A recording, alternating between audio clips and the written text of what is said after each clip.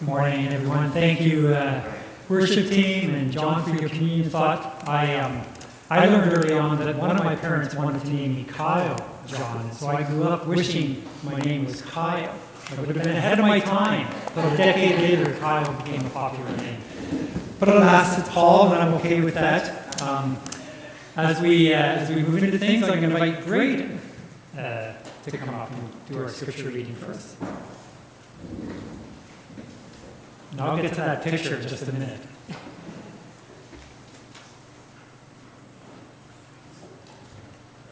morning, Rick. I'm going to be reading from King James Version, Corinthians chapter 6, verses 6 to 13.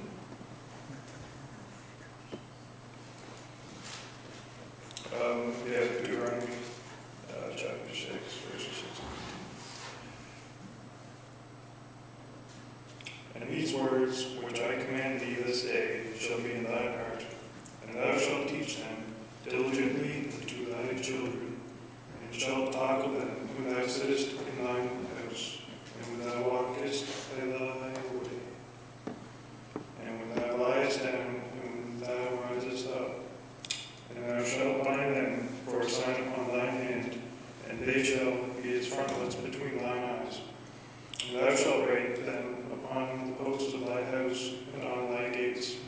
And it shall be, when the Lord thy God shall have brought thee into the land which he sware unto thy fathers, to Abraham, to Isaac, and to Jacob, to give thee great and goodly cities, which thou buildest not, and houses full of all good things, which thou fillest not, and wells digged, which thou diggest not, vineyards, olive trees, which thou plantest not, when thou shalt have eaten and be full.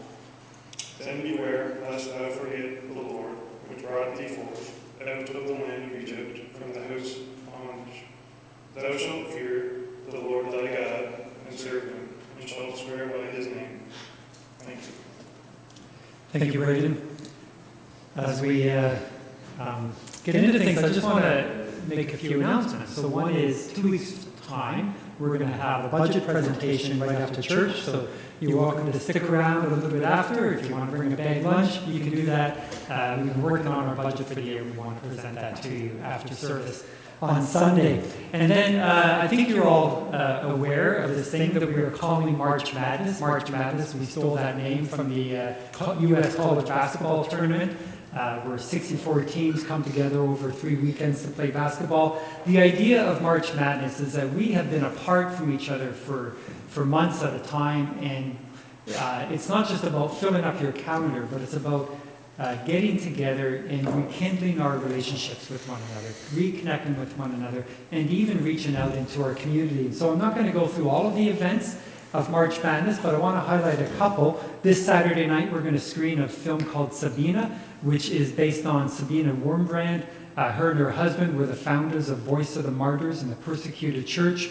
It's going to be a fabulous documentary. It is PG-13 if you want to watch a trailer. I put that in the email last week. It's up on our Facebook group. But I certainly recommend it. And if you think you have younger kids and you want to come and it would benefit to have childcare, let me know and I'll try and arrange something.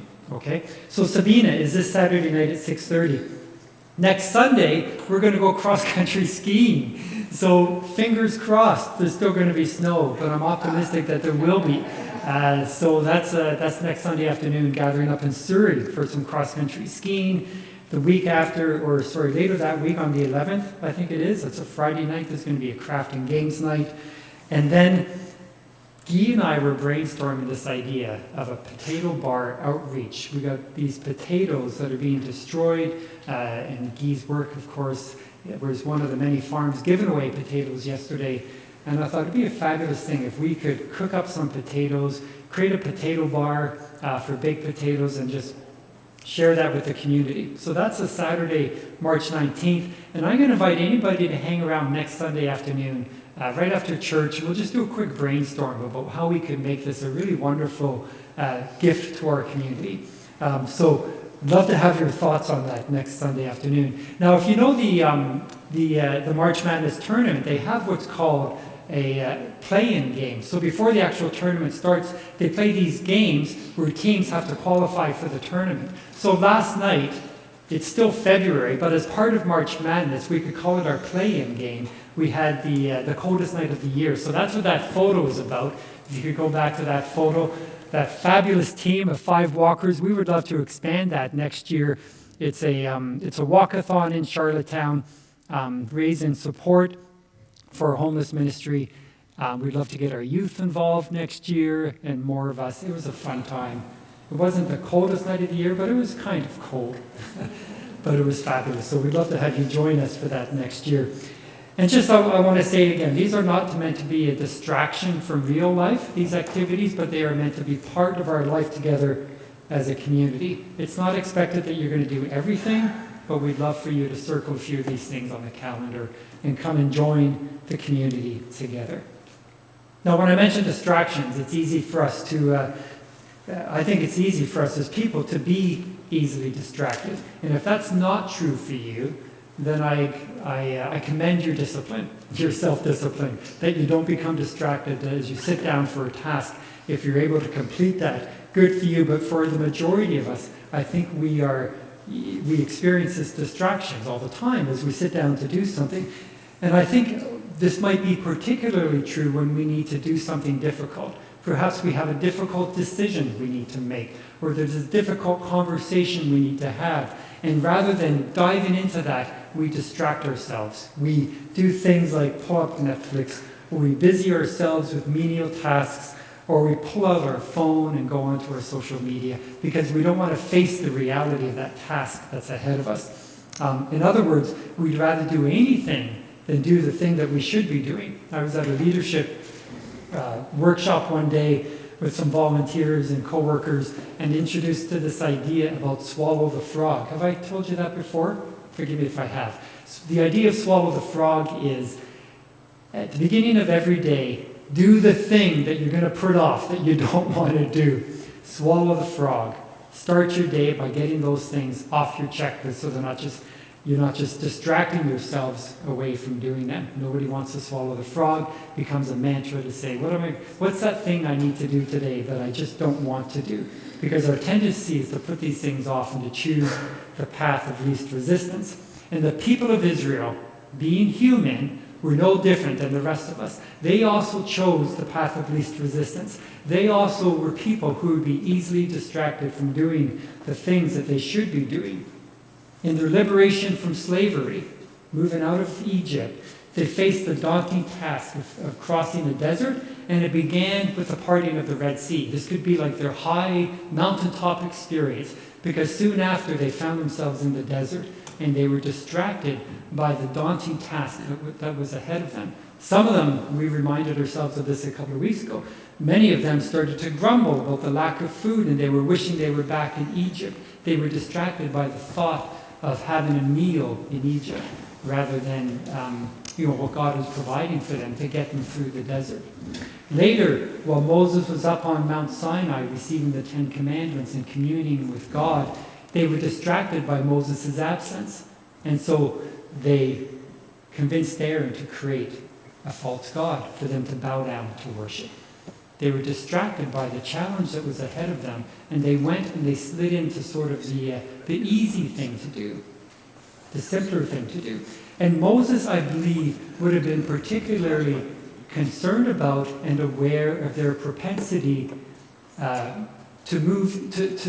worship false gods in particular. So those two examples, I think that second one would have been a particular concern for Moses. When you think about it, Moses calling the people to be faithful to God, he would have known that it would have been difficult because the people of God would have experienced polytheism everywhere. So the worshiping of multiple gods or the worshiping of other gods, it would have been with them historically. If you go all the way back to the land of Canaan, where Abraham came out of, polytheism, the worshiping of other gods would have been all around them. In Egypt, the pantheon of gods that they would have witnessed, staying focused on God himself, the one God, would have been this great challenge. It would have been just so easy to be distracted by what was around, and it would have been so easy to just fall into the worship of the other gods, of the other nations. And then, of course, traveling through the desert, and moving into the promised land and the foreign nations that they were surrounded by who were worshiping other gods,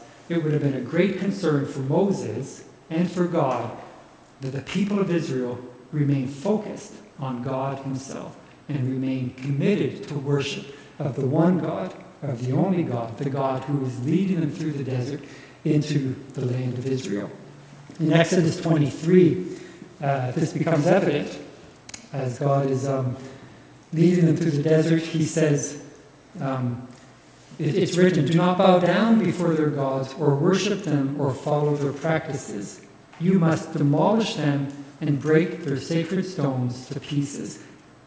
Moses was aware, God was aware of their propensity to worship the other gods. And so he warns them, as you move into the land, do not bow down to their false gods or worship them or follow their practices. Remain focused and committed to this one God. They were called to be a nation through whom God was going to bless the nations. That was his intent. That was his commitment to them. But God couldn't act through them if they were going to be distracted by these other gods, if they were going to be bowing down and worshiping these other gods. And God knew the propensity. He knew this was a possibility. It's always easier to blend in than it is to stand up and be different. And that was the challenge that was faced by the people of Israel. So understanding this tendency to follow after other gods and having seen it happen to a previous generation, because if you remember, one nation passed away in the desert, and it was the new nation, it was the new generation who had grown up, who was going to move into the promised land. The warning from Moses that we find in Deuteronomy 6 is, don't be like your parents. Don't be like your parents and fall after and start worshiping these false gods. And that's what he recites Moses in his final speech, or one of his final speeches, to the people before they move into the promised land. He recites these words that Braden had read earlier, and I'll just read the one verse. "Hear, O Israel, the Lord our God, the Lord is one. Love the Lord your God with all your heart and with all your soul and all your strength." These are the words to the nation of Israel as they prepare to move into the promised land. Stay focused on your one God. Love the Lord your God with all your heart and all your soul and all your strength. This piece of scripture to Jewish people is called the Shema. The Shema to the Jewish people would be a prayer. So these words would be a prayer that they would pray twice a day, every morning and evening. It's been practiced for centuries, millennia, by the Jewish people. And it was what would focus them and keep them focused on God, preventing them from being distracted by other things, in particular worship to other gods. And there are 6 key words in the Shema, and I just want to touch on each of these 6 words briefly before we move into to what else I would love to share with you. The first word here is the word listen. So the word listen, or hear, depending on your translation, is actually the Hebrew word Shema. So the Shema, the prayers, is named after this first word. And this word listen is the type of listen that comes, that assumes that listening is going to precede action. So in other words, like a parent or a supervisor, when you're telling somebody something, it's not just for them to hear it, but it's for them to act and do something with that. I recall being in my previous life, decades ago, I was working, running a garden center, and I had an employee come. He was a student, came in after school. I gave him the task. We sold bulk topsoil. So I gave him the task of going out and bagging the topsoil. So he listened, and he went and he did it. Now, 2 hours later, I got distracted, and I was busy with customers, and I forgot about him. So I thought, I'm going to go check on Brett and see how he's doing. And he was still bagging topsoil. We had half our parking lot covered in topsoil bags. Good on Brett for listening and acting on what he was asked to do. This is the idea of listen here, is that when God is calling us to hear, to listen, it assumes that there's going to be action. Lord, another key word in the Shema, a name for God. Here, when you see in your Bible the word Lord written in all capitals, just a reminder, this is the intimate and personal name of God, called Yahweh. This is the God who introduced himself to Moses at the burning bush. When Moses said, what is your name? Who should I tell the people of the Israelites living in Egypt? Who should I tell them has sent me? He said, my name is I Am. This is the personal, intimate name of God. So when we see that, Lord, which you would probably see in your translation, the Lord, worship the Lord. You're worshiping, loving the Lord who loves you first. You're loving the Lord who is intimate and is known by you and wants to be known by you. The third key word here is the word love. So we're to love the Lord our God with our heart, soul, and strength. And love here is understanding that we are to love God because love originates from God. I'm going to go to Deuteronomy chapter 7 and just read this verse to you. God is reminding, so that, again, this is following the reading of the introduction of the Shema, reading of the Shema by Moses. This is part of Moses' speech to the people before they are moving into the nation of Israel, into the land that God's going to give to them.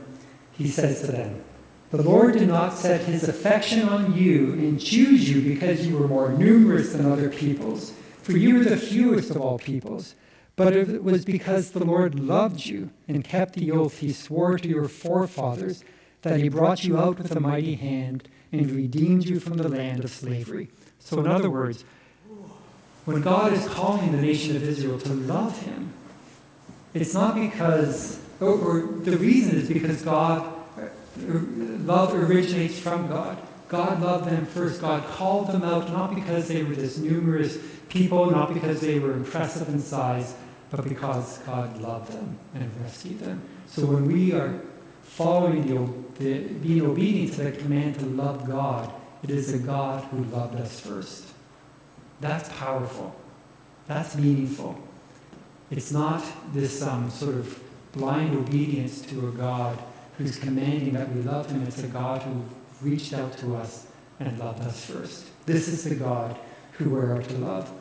And then these three words. How do we love God? We love God with our heart and our soul and our strength. If you followed the morning prayers that we did that I posted up on Facebook through the month of January, you might remember some of those. Some of those cases, I was following a prayer that would read, actually, kind of recite from the Shema. So we would ask this question. It's actually meant to be a call and response. You can't really do that when you do it in a video. So I would read both parts, and it went something like, now I gotta find it because do you love him with all your heart? It was a question and response. Do you love him with all your heart? Amen, Lord have mercy. Do you love him with all your soul? Amen, Lord have mercy. Do you love him with all your strength? Amen, Christ have mercy. Heart, soul, and strength. I read these as part of my morning devotionals sometimes, and sometimes I wonder, what do all these things mean anyway? What is meant by heart? What is meant by soul? What is meant by strength? And so let me just touch briefly on these. So heart, the idea of heart, that it would have been understood by the authors of Deuteronomy, by the Old Testament authors in Hebrew, that the heart was the center of existence. They understood it certainly as a physical organ, as we do now, but it was also the place where one's thoughts and emotions and decision-making would originate from. So to love God with all your heart meant to love God in the way you make decisions, in the ways that you think. What you do with your emotions and how you express them to God is how we are to love God. Loving God is how we do these things well. We see a dictator in Russia right now who is not loving God with his thoughts and his actions. The way he views history, the way he views the land of Ukraine, the country of Ukraine, is not from God. How we love God can be from... we love God with our heart. When we love God rightly in our thoughts and in the decisions that we make and the ways that we live our lives. Second word is soul. How do we love God with all of our soul? The Hebrew word there is nephesh. It's used 700 times in the Old Testament. And its original meaning is not what we often think about when we think about soul. We often think about soul as being this disembodied part of us. That comes out of Greek philosophy, where the soul and the body are two separate entities. The Hebrew people would have understood soul as being, your whole body. In fact, the word translated, that is translated soul, would most properly be translated throat, at one very literal meaning. So when the psalmist writes in Psalm 42, as the deer pants for the water, so my soul longs after you, it's a reference to the throat of a deer panting for water. So we long after God. When we love God with all our heart, we're loving God with all of our being, our throat, but also our whole body. And then the third word is strength. The word strength would be best understood as an adverb used to intensify the meaning of other words. That's what adverbs do, right?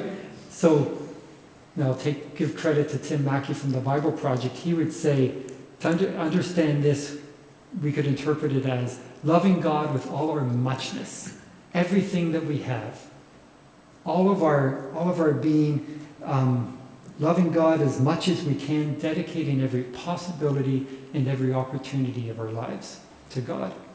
So let me summarize that. Love God with your thoughts, your decision-making, your whole being, and dedicating all your opportunities and possibilities to God. That's what it means to love God with your heart and your soul and your strength. And when you love God this way, basically your whole being, your whole mind, in every possible way, you are going to be protecting yourselves from the distraction of the other gods who we are tempted to bow down to. And that for us is a concern because we're easily distracted by the idols that surround us, these idols that the world teaches us to love, including loving ourselves and making ourselves little gods, loving our desires and our own passions, loving the things that we acquire. And we think of these things as idols, and it's easy for us to give ourselves over to them. And we must admit that even in our own idleness, we turn that into an idol. When we have free time, we do what we want with it. And again, I'm picking on social media and Netflix when I say that. So perhaps we need the Shema. Corporations and businesses have mission statements that you are meant to remember, so that you can remember the purpose of the company that you work for. Often those same corporations and businesses will teach their employees to have an elevator speech like this 30-second condensed, this is what we're about, so you can say that in the length of time it takes to ride up an elevator. The Shema, as people of God, can be our elevator speech, particularly the way that Jesus introduces the Shema. He says, love the Lord your God with all your heart and with all your soul and with all your mind. This is the first and greatest commandment. Love your neighbor as yourself. I would love to, we're running late on time here this morning, but I would love to just have a brief conversation about how are we doing? How are we doing as a community of people in loving the Lord our God, loving our neighbors as ourselves? If we do a brief summary of where we've been, Elizabeth and I and the family joined you 6 months ago. We started, and as we entered into the community, we started our teaching on the Beatitudes, and we worked through the Beatitudes, understanding that the Beatitudes, as you work through them slowly, week by week, teach us an upside-down value system. That the world says it works this way, the Beatitudes teach that it works this way. Some people talk about it as downward mobility. Jesus, as described in Philippians 2, came as an infant. He bore a cross. This is downward mobility. And then we moved into the season of Advent and the season of generosity. But I think the challenge for us with the Beatitudes is that it's easy to forget this. It's easy to, like the Israelites, to start worshiping other gods and to be distracted by these things. It's hard to live an other-centered life. But yet I believe it's winsome. When we were doing the walk last night, the 5 of us walking with our yellow toques on, someone drove by and said, what's with the yellow toques? And we told him we were doing this walkathon, fundraiser for the poor. And he said, well, good on you guys. And I think there's something winsome. And if you're, it would be great to have a conversation to talk about the motivation of that and where it comes from. But I think there is something winsome and beautiful about this upside-down life, which is opposite from what the world is calling us to live.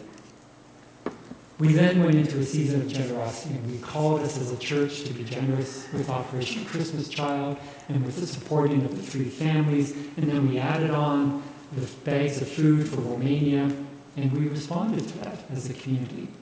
But I think the challenge for us here is to not get tired of doing good, to not get tired of being generous, because it's easy again to slip into this idea that, okay, I've done my thing, I've done my tithe, I've done my part, but this is the life that God is calling us into, to be a people of generosity. Let's not tire of doing good, particularly to those in the household of faith. That's from Paul in Galatians, right? So let's not tire about forgetting to care for one another. And then we started the new year looking at the practices of the renovation of the heart, because if we're going to be a transformed community, we need to have our own inner hearts transformed. We pick up practices, we make commitments at the beginning of the year. The challenge for us is to keep that up. Let's keep on doing these things. Let's not forget our commitments to desire God and to draw deeper into God, both individually and as a corporate community. And the opportunity for that more and more as we open up. And I think an encouragement comes from Hebrews chapter 12 in this way. Therefore, since we are surrounded by such a great cloud of witnesses, let us throw off everything that hinders and the sin that so easily entangles, and let us run with perseverance the race marked out for us. Let us fix our eyes on Jesus, the author and perfecter of our faith, who for the joy set before him endured the cross. There's a description of that downward mobility. Who for the joy set before him endured the cross, scorning its shame, and sat down at the right hand of God. This is the people that God is calling us to be. Let's not tire of that. Let's not let these practices slip away from us. Let's continue in this way. I mentioned that we're going to have a budget presentation in a couple of weeks. And I think it's really powerful if we can think about a budget as not just dry numbers, but as a vision statement. As a vision statement of who we are and what our priorities are and how we want to live as a community. This is one way that we can understand us being a community of people seeking to live out the ways of Jesus. We've loved doing this with you for the last 6 months and look forward to the season ahead. In 2 weeks' time, not only will we have a budget presentation, but I'd love to work into our sermon an opportunity for you to imagine and share how you think we as a community should be living our mission together. And so give that some thought, give it some prayer, and come prepared to maybe even to share that in a couple of weeks' time. Bless you. We're going to invite the worship community to come up, worship team to come up and share with us one final song.